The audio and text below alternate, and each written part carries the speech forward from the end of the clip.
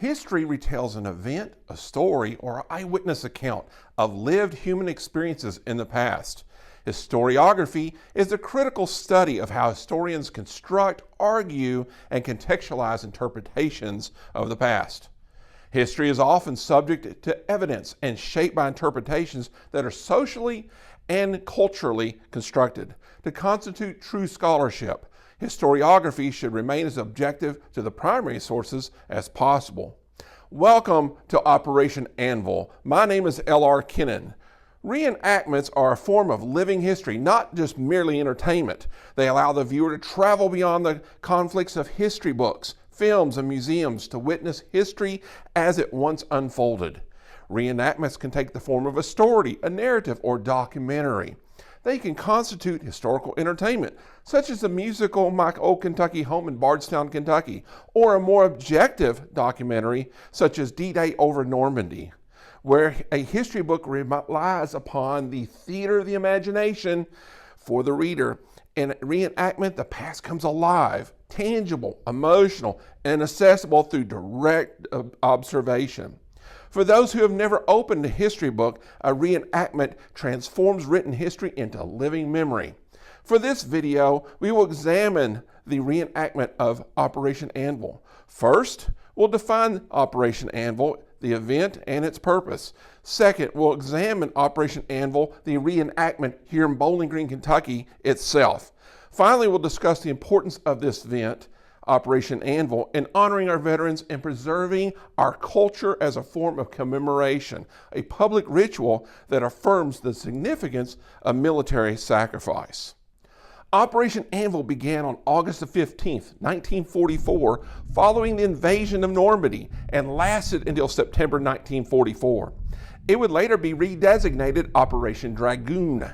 For this video, we will use its original name of Anvil because that's the designation used for the reenactment. The operation, which was to be known initially by the codename Anvil, will be launched with a target date of May 1944 against the southern coast of France. The beaches will be coded in two colors for Operation Anvil, green and blue.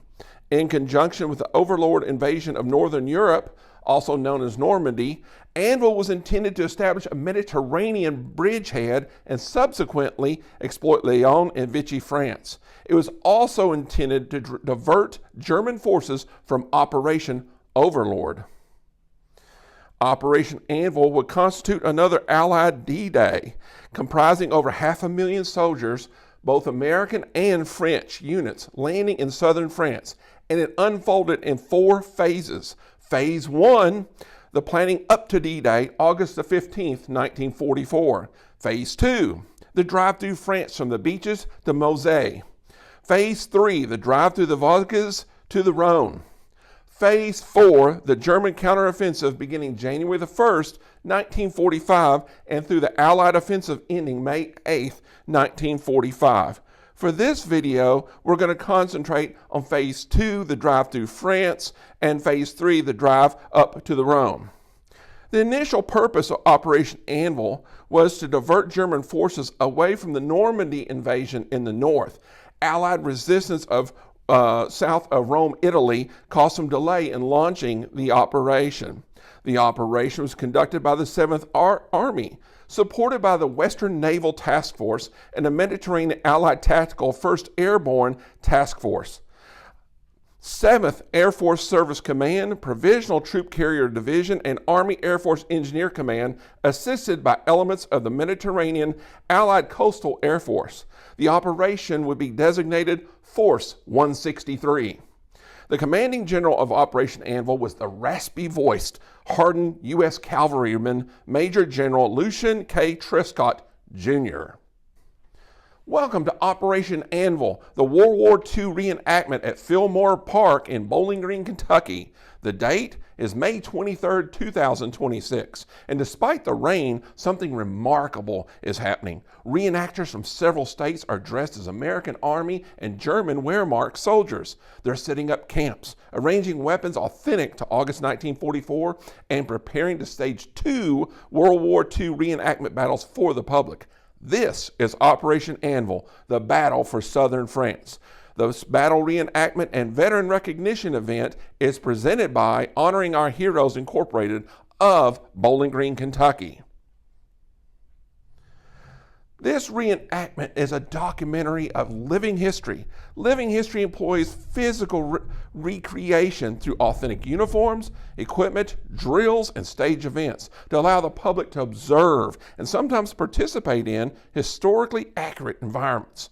For those with military experience, it may recall the hardships of battle. For others, it offers a tangible sense of the sacrifices the greatest generation made for our freedoms.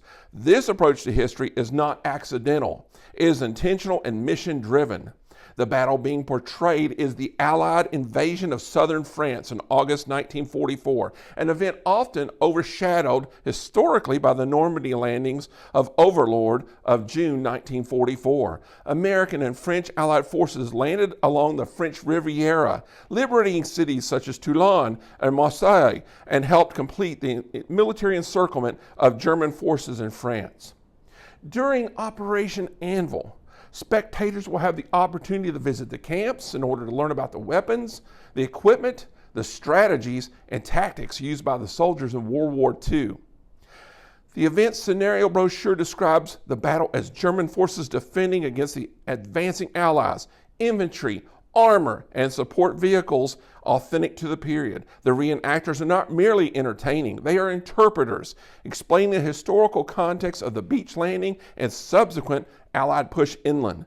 They're focused on accurately representing the units they portray, presented for historical discussion and historical knowledge of these events. This event preserves public memory, embodied knowledge, and community practice. Let us now listen to the live battle as we honor, remember, and recognize the contributions made by all veterans. What you're looking at here, you're looking at part of a battlefield in southern France during 1944. Everybody knows about D-Day in June of 1944. Well, Operation Anvil was supposed to coincide with the D-Day operation. Only problem was the military did not have enough ships, planes, and soldiers to do both fronts. So what they ended up doing was D-Day first, and then in August of 44, they launched what they called then Operation Dragoon. So Anvil was the main name, and then it changed over to Dragoon. What you're going to be looking at now is you have a German element retreating back through the German defenses here, and the American forces will follow on as they push the Germans further to the rear in France. The German half-track machine gunner is firing from his position. He's probably the best cover of everybody because he's behind that center of the half-track.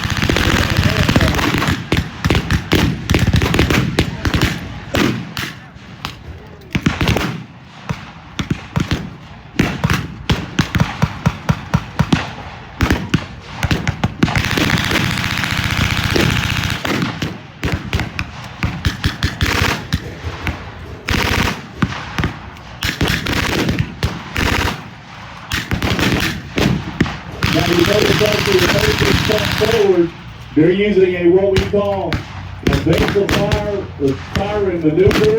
One group will fire as they lay down on the ground or hide behind cover, while the next unit or next squad moves forward. Now you notice the American medic out there running around the field.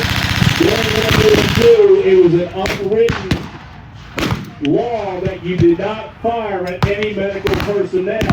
That's why they have the Red Cross armband, the white helmets like our German medics have. That way there, they can service any of the wounded or injured soldiers on the battlefield.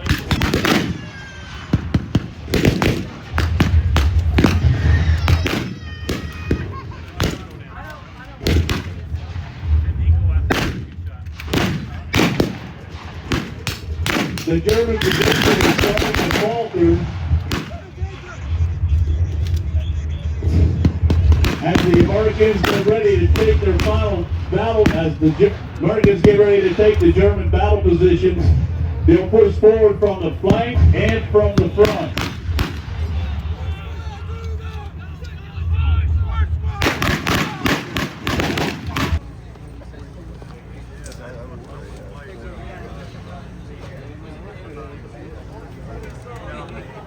Honoring Our Heroes Incorporated is a sponsor of the event, now in its 8th year in Bowling Green. In addition to the battle reenactment, a distinctive Veterans Recognition ceremony is held to honor living veterans. These are members of the community, and by incorporating their recognition into the reenactment, the event affirms the sacrifice our neighbors have made, and it's continuous with the sacrifice of veterans throughout our nation's history. It upholds the values of gratitude, remembrance, and respect for service. The event also raises funds and awareness for veterans' causes. We have parks, buildings, and statues commemorating those who sacrificed for our country and our local community. But this event preserves interpretive knowledge through the expertise of reenactors who spent years studying World War II tactics and equipment, and it preserves community memory by presenting this annual historic reenactment here in Bowling Green, connecting our children and ourselves to a world-changing event. History serves our community and bonds us with purpose. Thank you.